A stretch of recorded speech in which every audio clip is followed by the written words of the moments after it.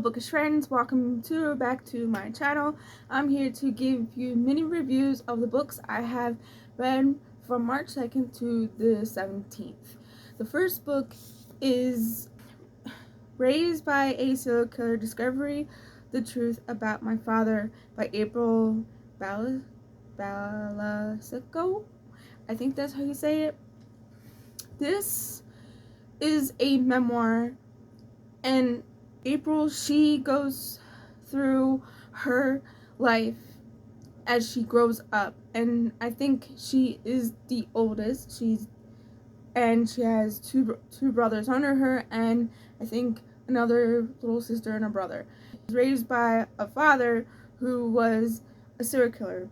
Now, I don't remember which serial killer, but I was more focused on her experience living with her father and how he in many ways was abusive, and her mother was this passive woman who hardly did anything to stick up for her children. And I'm not sure if it was out of fear. Maybe it was mostly out of fear, but I really don't want to put any preconceived notion views on the mother.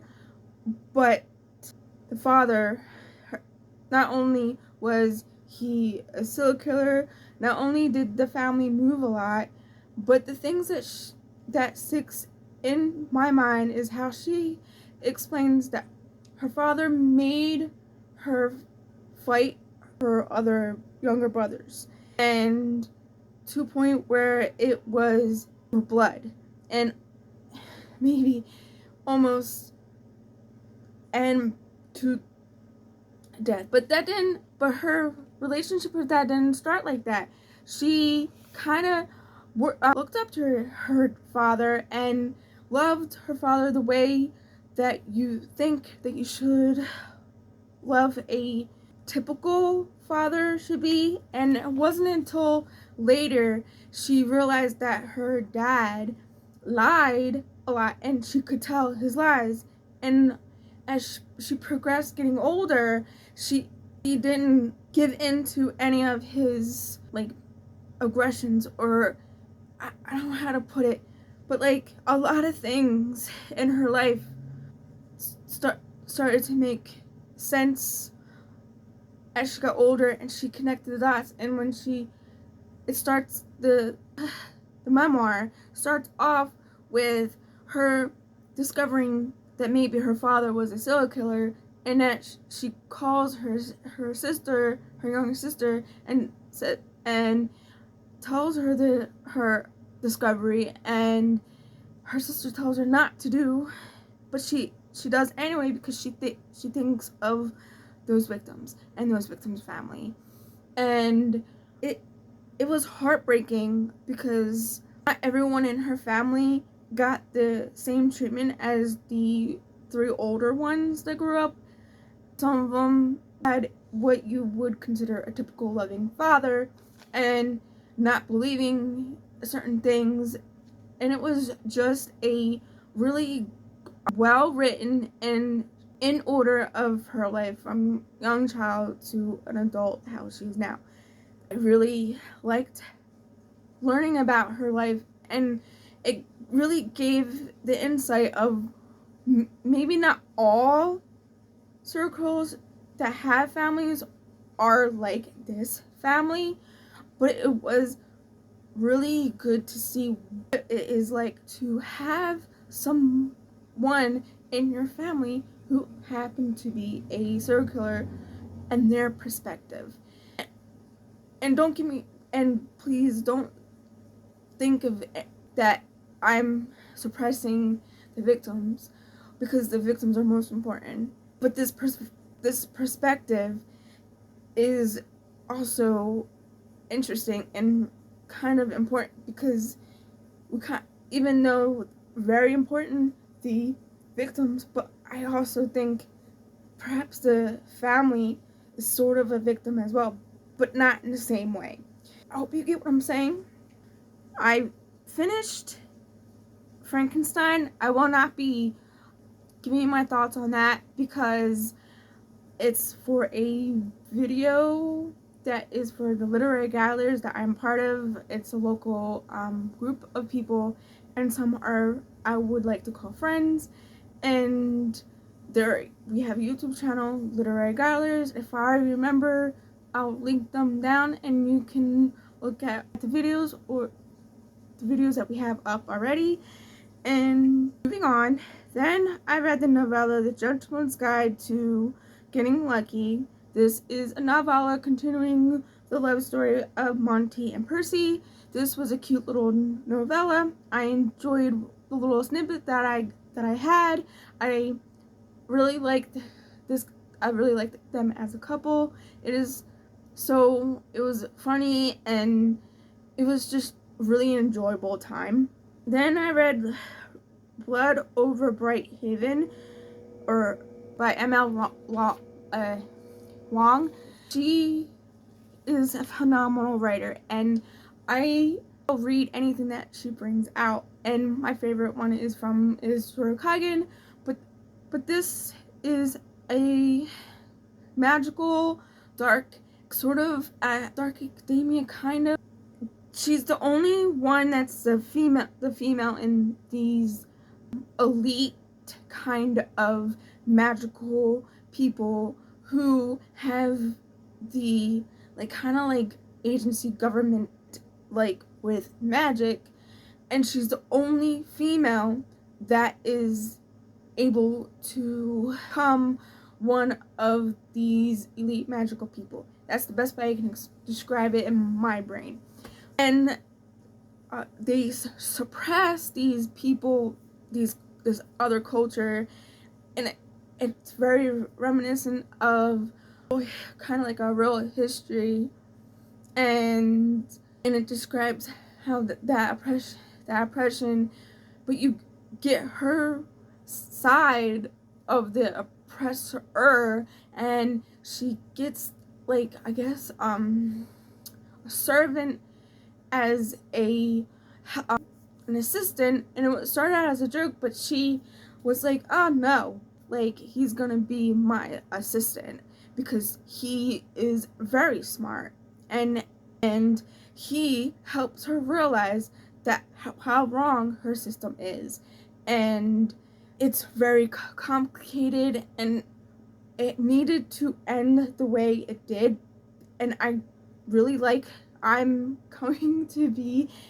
probably one of the people who actually liked the ending. It needs to be that type of ending. It makes sense for the type of ending, and the ending will always stick into my mind because it's just that smile she had, and how it's one of those things you should just read. And I know I'm not describing this book really well.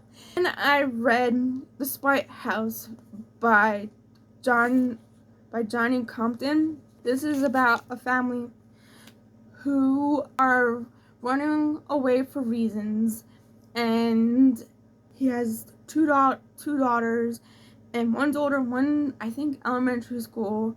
She kind of reads like she has neurodivergent, something that's neurodivergent kind of, and that's what I got from it, because I thought I don't know, but it's basically about a house that sort of eats people and traps people's spirits, and it was very interesting. That's the best way I can describe this book. I think you should just go into it knowing very little. It's been a bit since I read it, so it's not fresh in my mind. And I read St. Ambrose School for Girls by Jessica Ward. This story is basically a dark academia. I think the setting's in 1990s, and the author had sensitivity readers for bipolar disorder, and I think it was done well, but I don't think it was something I like as a unreliable narrator. I think I'm kind of tired of seeing it in thrillers or anything horror, some horror, but mostly thrillers. I'm kind of like done with that trope because it's overdone.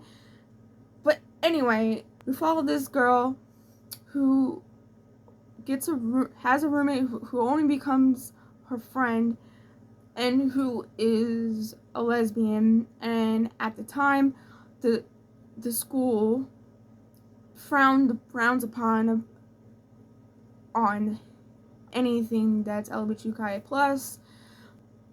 With that being said, let me backtrack a little bit. When she rides with her mother, and her mom is little, the way I picture her mother in like, what's that sitcom about the 80s in it that's on TV? I pictured that mom like that, and kind of like mom like that, and also kind of mom like from Married with Children, like that mix of those two moms together. Growing up, when they meet and all the people who go to the school are rich, and she's not. But when she introduces herself to the parents, and both moms was like, oh look, her new best friend, and it turns out to be like the queen bee type of person, and who has it out for our main character. And she is like, when I say like bullying, I mean to the next level. I mean, it's kind of like it's not like Mean Girls, but that type of three people who are in a clique together and target someone and do horrible things. And this girl goes way too far, because how this girl gets in, she talks about her mental illness, and that's supposed to be private, and somehow this girl got it out, and it's just really bad. And then a murder happens, and you are mostly inside the main character's head, and you like the character Miss Time. You're not sure exactly. It seems conjoined, and don't get me wrong, it kind of was sort of well written, but how the story was executed, not so. It was all right, and that's the best I can describe this book. It just then I read I'm Laughing Because I'm Crying by Van Mooney Young. I can't say the name. I just know the last name Mayer. I'm sorry if I butchered it. Either will be here. This is a memoir, and she is so honest in this book. She describes how her life was like with her parents, and she describes the dark underbelly of the world, the culture of the Korean society, and how Koreans view their surface features and different things. Because I remember her talking about like freckles, and freckles as in America is cute now, but in Korea you have to hide that because it's like a pariah to have freckles. But I just appreciate how honest she was, and I really liked learning more of the Korean culture, and it was just really well written. Her life, and it was really kind of funny, sort of. If you like that type of humor, it won't. But even if you don't like that type of humor, she's more like really raw in this memoir. She goes there, and a lot of things she says that's going on in like the 90s and all that kind of stuff, like I recognize and relate to as sort of as well. There's things I relate to her even if she is from a different culture and country, and it's just really amazing to learn about this person. They have a podcast, and yeah. Next, I read Junie by Aaron Crosby Eckerstein, I think that's how you say it. It is a debut novel, and this is amazing. This is a story about a maid back when slavery in the deep south, and how she deals with losing her sister and what her life is like without her sister, and her relationship with being a maid of sorts to the daughter of the plantation, I guess, or whatever it is that they live on, and how naive she is that this person is her friend, because back then people who looked like me weren't your friends, and especially if they owned you, and it's really sad because it almost seems like, and I don't want to give the white character a benefit of doubt, but it almost seemed like they could have been friends. I don't know, that's the hard part, but she learned her lesson, and she learned more about her sister and its magical realism, and coming of age, and learning to, even though you need to move on, and sometimes you have to leave your loved ones and the people who you care about behind to move forward, and that's just how life is. And I can't say what else I mean what I personally just said, because it'll give away, it'll be a spoiler, and I like to make these spoil-free reviews, especially when I do my pros and cons. I like spoil-free as much as possible. But I really, really like this one.